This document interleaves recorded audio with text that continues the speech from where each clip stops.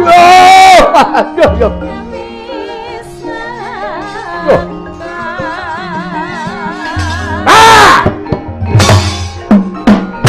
Yo, wait!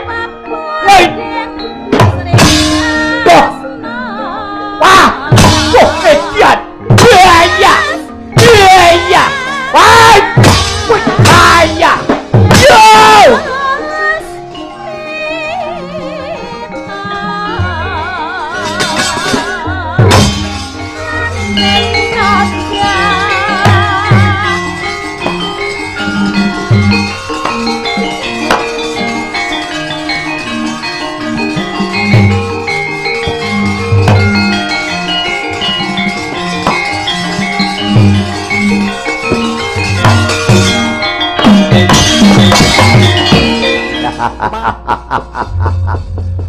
Ketoke Pandhawa genduli maju apa mundur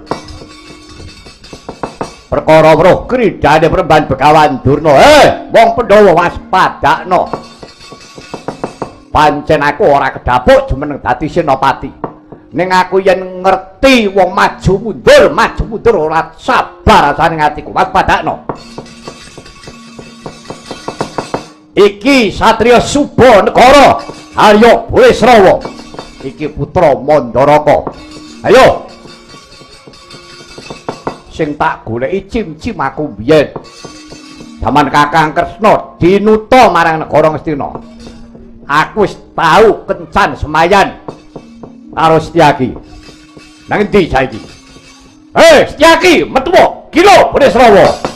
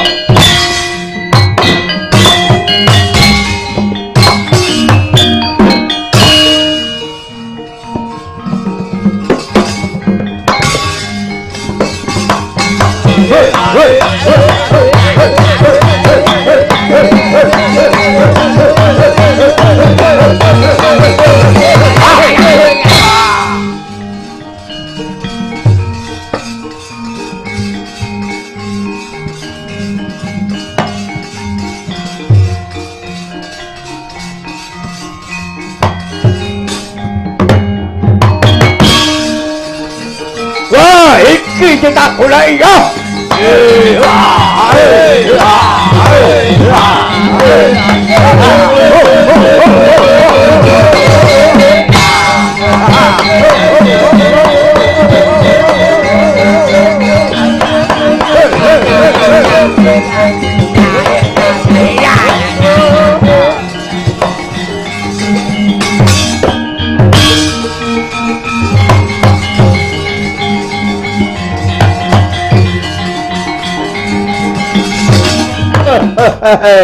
Dalah. Encaki. Wong kunting tangting wong bungkik kakek. Ardelik kowe. Zaman sepros bareng. Anggone padha ngucapake prastya jaman Kakang Kresna dadi duka. Dadi dutane Pandhawa kowe ngusir. Biyen tau aku karo kowe Pancakara urung rampung dipisah karo Kakang Kresna. Loro-lorone wis padha prastya dumadine perang gedhe Burisrawa mungsuh karo Setyaki. Ayo sing mati Burisrawa apa Setyaki? Wong bungkik kakek wong kunting tangting. Burisrawa menungso kekamban bedahan cangkem. Yen ngomong telonyoran yen ngombe tak kerember. Wis. Wah. Warapi karo aku obatanmu. Ora watak Setyaki bakal mundur sejangkah. Ayo.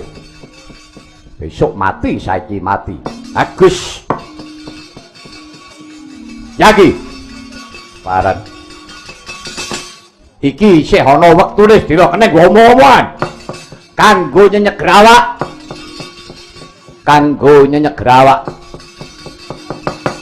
supaya awake dhewe iki gumrika kudu ana syarate. Syarate apa? Ayo ngombe dhisik. Ora sudi. Aku ora tau ngombe kaya dapuramu. Jireh kowe. Kowe jireh. Nek pancen kowe ora nggawa omben-omben, aku nggawa. Aja wedi nek ombene tekai racun. Aku omben-ombenku aku mesti enak, mesti seger. Enteni sira.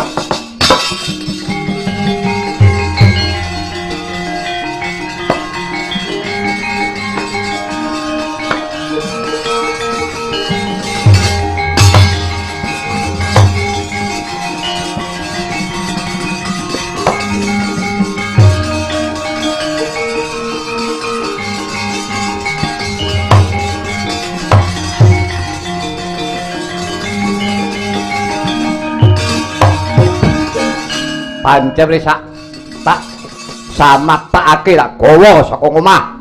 Iki ning Rong Gendul. Ayo diombe bareng-bareng.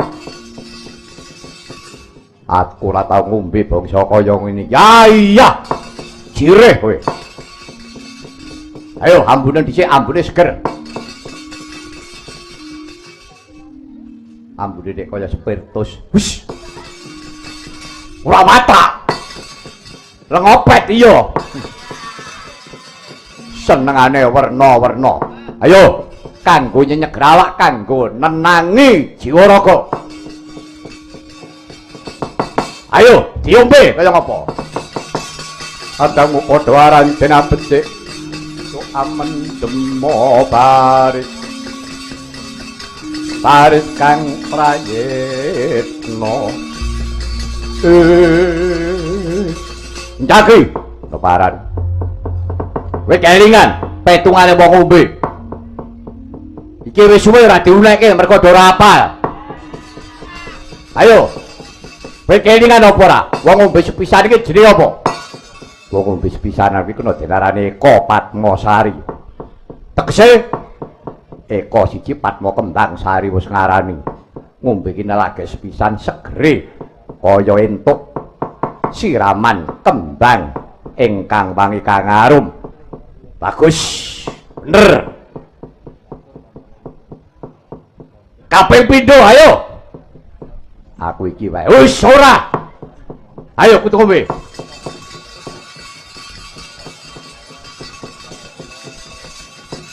Ayo ping pindho jenenge apa?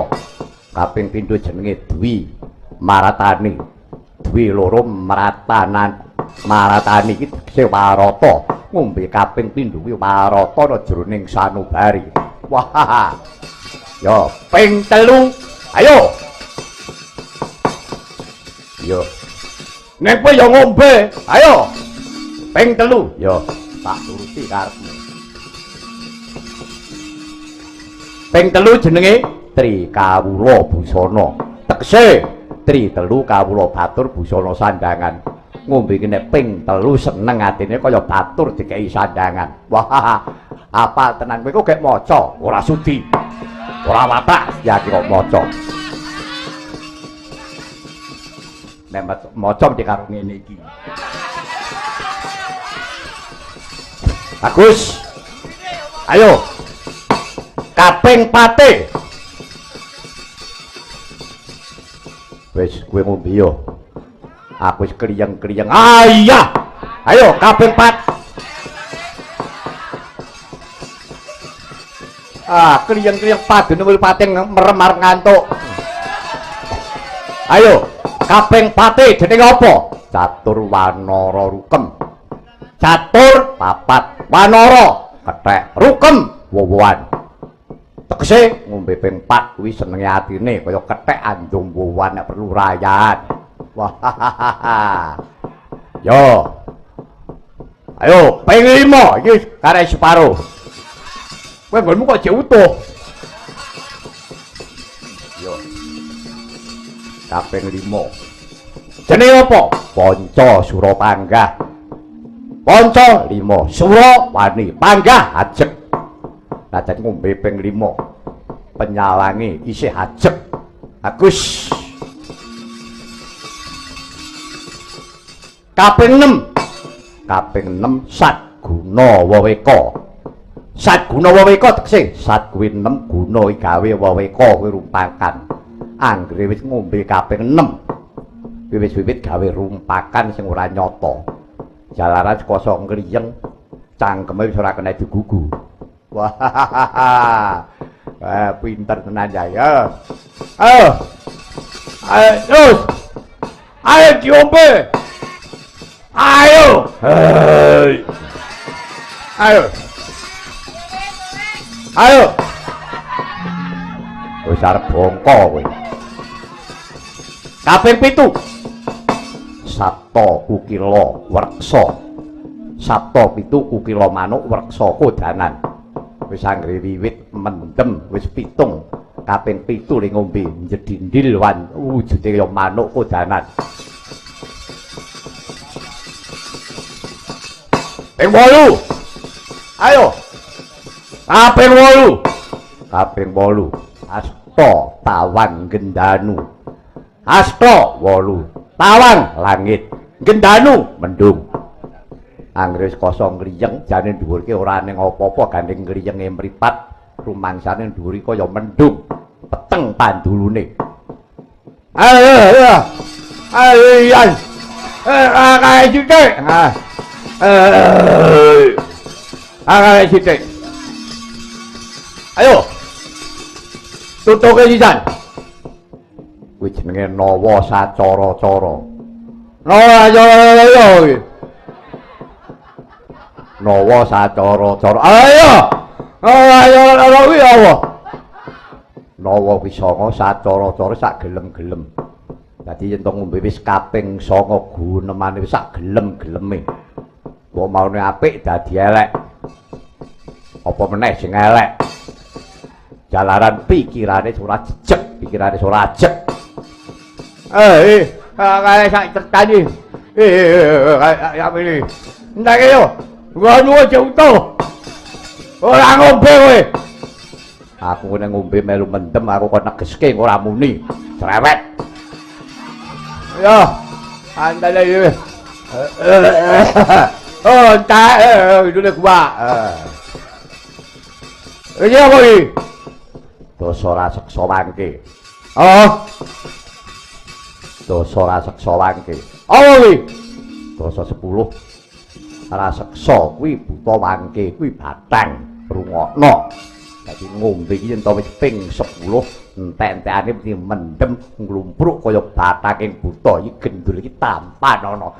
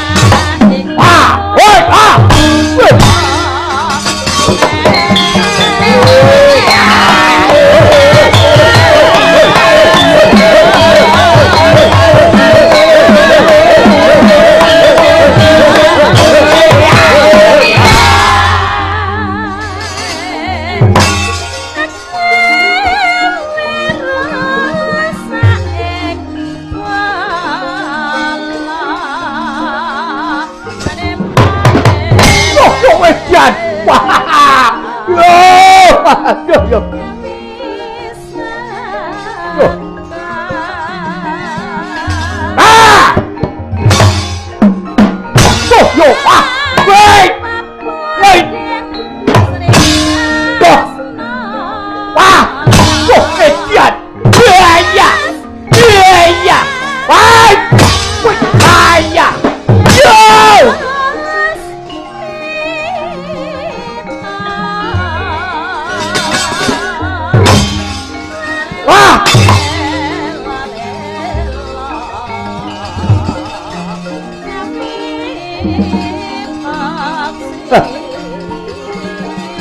Kliyeng-kliyeng.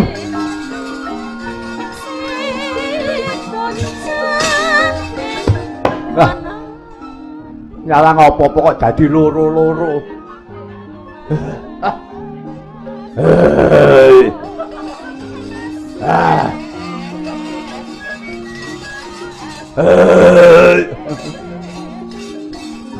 Wah.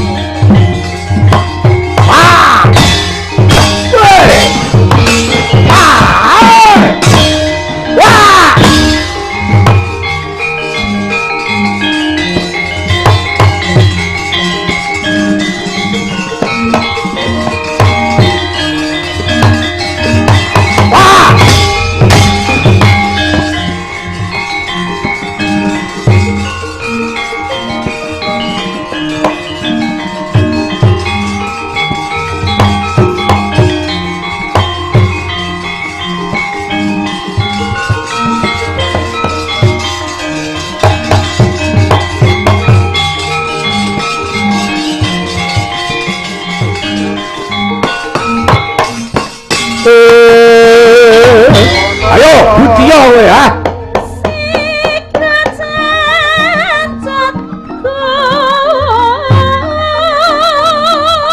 Ilang kekuatanku wis rawa. Paten ono aku. Ora patene wabrak apa. Wah, dapurmu e. Wah, kowe dadi ipene Prabu Kresna. Anggap aku wedi karo dapurmu.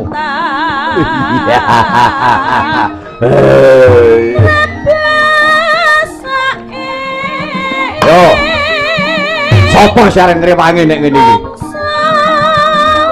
Bengok, nanti suwek telakmu ora ana wong krungu kowe. Awakmu mung semono mung iso bengok. Yen aku pancen aku wong kekamban bedahan cangkem. Tak kunci woro penak, yo bengok penak.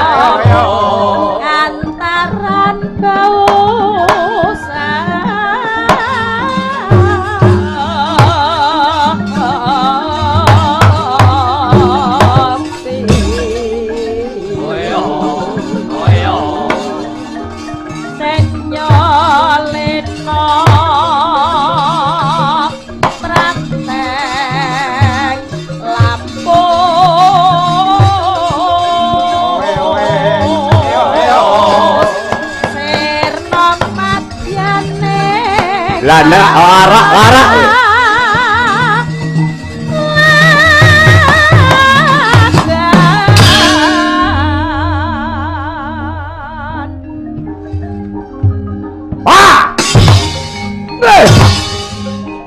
iya mutiar kowe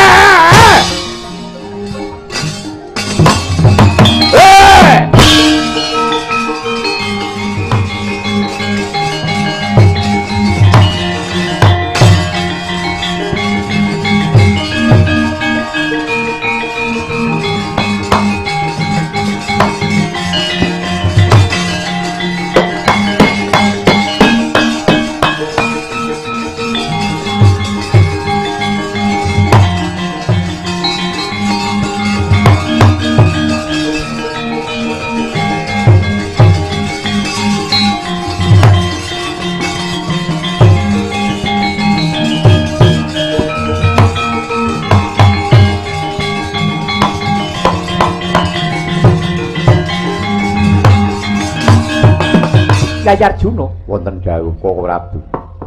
Ya. Perkara iki ora perlu dipenggalih. Setyaki karo Burisrawa wis ben ditokake wae jalaran wong loro kae wis kencan semayan. Pun Kakang nekseni. Lah, Napa nggih menang Ndara Sencaki nika mengkene tanding kalih. Sapa kok? Karo Bulus Ngerawa. Lah. Buris Rawa. Lah iya. Bulus omahe Ngerawa. Raimu. Niki nun ngapunten. Nek Ndara Setyaki niku nek kalih Buris Rawa nggih pun kaduan. Disip sembire niki mriki Kang Rai Ndara Setyaki kasoran gedhe-gedhe mesti mati. Mati ya wis. Wong perang iki petunge mung loro nek ra menang ya kalah, nek ra urip ya mati. Oh ya karepmu kono Mas. Kene iki mung sak derma lapur weruh ya, Truk. Iya. Janaka wonten dawuh. Siji sing dirembuk. Kowe rak mentas wae to. Kelangan anakmu si Abimanyu. Inggih Koko Prabu. Apa kira-kira titi sing jemparingmu isih padha karo biyen? Kula kinten taksih Koko Prabu. Jika malah menggoke adoh men iki. Ora kerbuk perkara perang Ndara Setyaki karo Burisrawa kerbuk perkara Ndara Janaka. Jemparingmu iki titis ora. Kita kaya ra gathuk ya, Gong. Alah wis meneng Truk. Piyayi politik siji kuwi wis angel ditebak ngono. Ah iya. Tasih Koko Prabu berkah pangestunipun Kanjeng Koko Prabu. Menapa ingkang kinarya lesanipun. Ya, kowe biyen tau meguru karo Begawan Durna.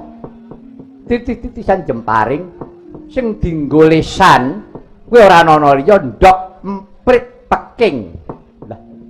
Ndok emprit peking cilik banget. Alah padha karo ndok cecak kae terus. Manuk emprit pekinge manuk sing cilik dhewe kae. Iya. Rikala semana Siadi ya isih bisa menawi ketinggal kula waspadaaken tartamtu kula saged Koko Prabu. Saiki tak alus meneh. Upamane kowe jemparing sing kanggo lisan kuwi rambut. Kowe isih bisa menawi keparingipun Koko Prabu ngaten kula sagah. Saguh tenan? Inggih sagah. Coba mikira kene sik. Inggih Koko Prabu. Petro, Dun. Aku njaluk tulung golekno rambut. Pripun? Aku golekno rambut. Nggih napa? Kanggo lisan. Lisan kuwi kanggo punjering sesawangan sing arep dijemparing daramu Janaka. Golek sing wis cilik melih enten mboten.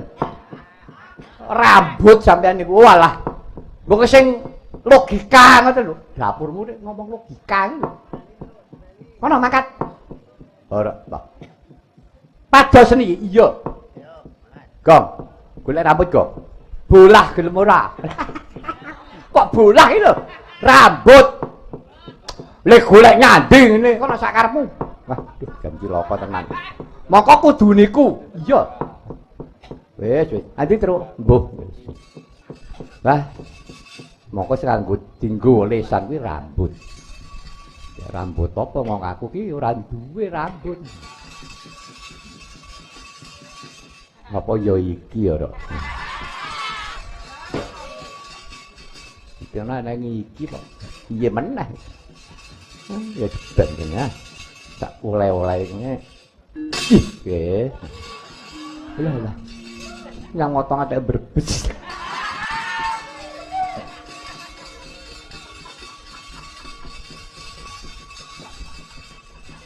Yo. Apa kuwi? Rambut jare. Lah Dik, mung semono. Lah jare wis samenten kok. Niki mawon kula pilih.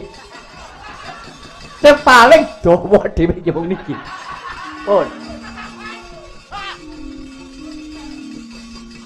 Yo. Ambune kok ora enak men. Ngenyek to. Aja kuwi. Coba kaya apa? Begah.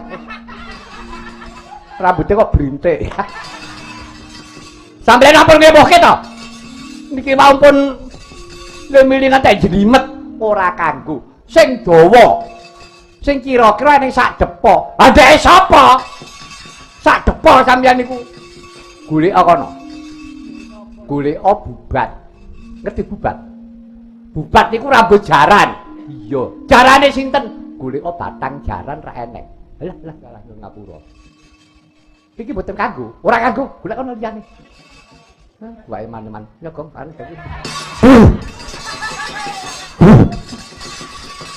Bedeg Petruk iki. Ya, apa-apa rada leteng. Parat.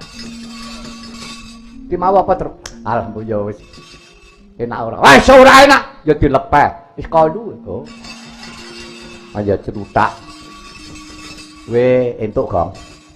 Jaran mati kuwi. Kok batang jaran ambune ra karo-karo ya ben. Iki dipilih iki. Wis. Iki kenek iki. Kula pun angsal. Nggih. Niki pun ra dipanjang to niki. Yo kuwi kena kuwi. Pun gak? Nah, nggih. Ini. Nah. Iki mengko Janaka kula wonten dawuh iki lho. Wis tak pernahke. Engko sing pas ya. Pasno tenan. Aja ngantek menceng. Kudu kena jati ning resan iki. Pernah ya kene iki. Pernah guru kula ngene nggih. Seneng nek rombongane mati. Sampeyan niku iki ngaliya. Lah kok ngalih ngono. Dipenerke kok pas guru kula. Dene ngopeni anak pirang-pirang bojo pirang-pirang kon mati. Janaka, inggih Koko Prabu. Cawisna jemparingmu. Ya, inggih. Nek kudu pas tenan lho, inggih Koko Prabu. Siagakno pusakamu. Jemparing Kyai Pamungkas kuwi ya. Rito. Rikala semana nata Dwarawati sigra menteng bubat buntuting jaran. Kinarya lesan jempari Rori Sang Arjuna. Cetane galih kalamuta maksih saged dinuluing netra. Tartamtu badhe kenging tatas tuntas. Wujuding lesan kocap yektine Narendra Dwarawati amung ngarah Nata Dwarawati amung ngarah lesan nadyan wujuding bubating jaran kapernahaken astane Sang Burisrawa ingkang kanan bablas punang jemparing kenging astane Sang Burisrawa tugete geblak Sang Burisrawa sigra ketaman gadane Restyaki pecah sirahe direbabah bangkene.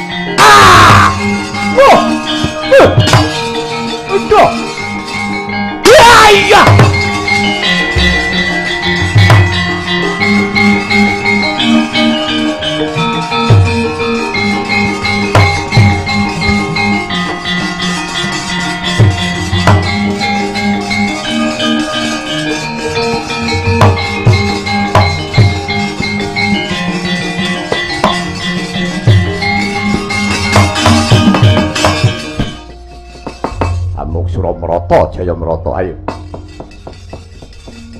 Sambat sandata kowe Burisrawa. Mangsa watoke nadai pusakane Yaki. Gada Wesi Kuning Kyai Naga Bandara kelakon pecah ndasmu. Iki wong sekti tanpa aji, wong teguh tanpa meguru.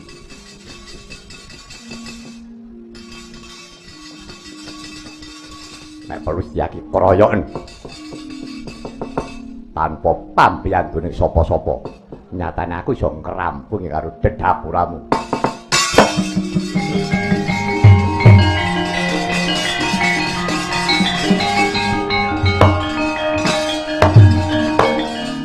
Iki wong sekti tanpa aji, teguh tanpa meguru. Mangan ning warung tanpa bayar.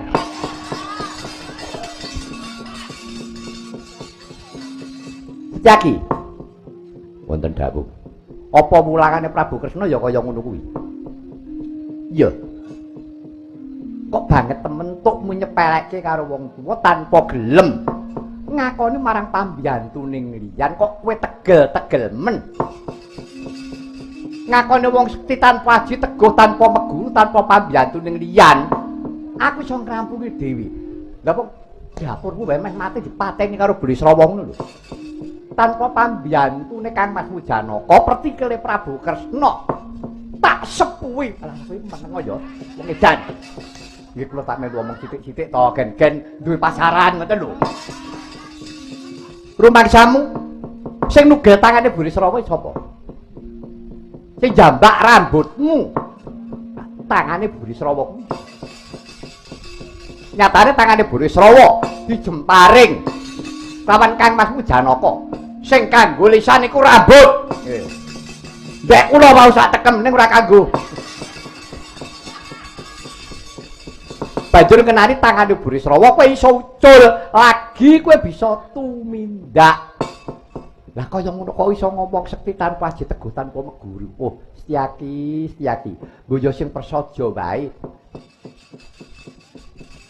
Prabu Kresna ora mulang kaya ngono kuwi. Kasekten ora perlu dipamer-pamerake, ora perlu diomongake. Sing dadi bukti lan nyatane.